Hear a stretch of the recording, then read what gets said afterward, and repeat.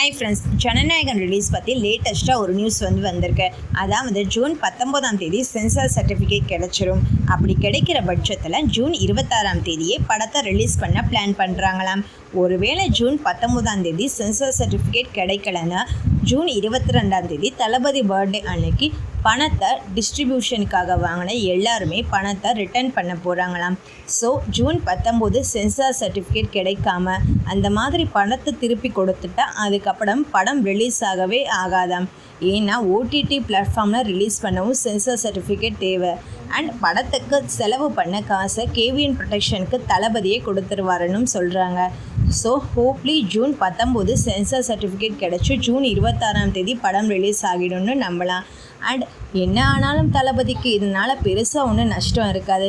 ஏன்னா படம் ரிலீஸ் ஆகலைன்னா அதை வச்சே தளபதி பிஎம் ஆகிடுவார். ஏன்னா மற்ற மாநிலங்களில் தளபதிக்கு இருக்கிற ரெஸ்பான்ஸை பார்க்குறப்போ நமக்கே தோணுது.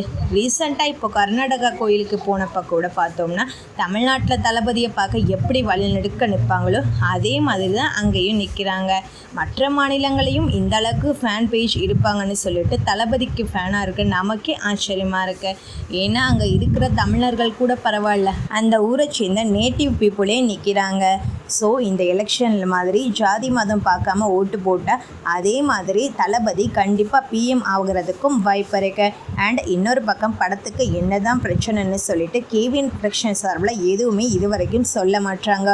ஓப்பனாக சொன்னால் கூட எந்த பிரச்சனையாக இருந்தாலும் ஃபேன்ஸ் எல்லாம் படத்தை ரிலீஸ் பண்ணுறதுக்கு ஏதாவது ஒன்று பண்ணியிருப்பாங்க. ஏன்னா இதுதான் பிரச்சனை, மத்திய அரசு ரிலீஸ் பண்ண விட மாட்டுறாங்க அப்படின்னு ஓப்பனாக சொன்னால் ஜனநாயகன் ரிலீஸ் ஆகிறதுக்கு கொஞ்சம் சான்சஸ் இருக்குது.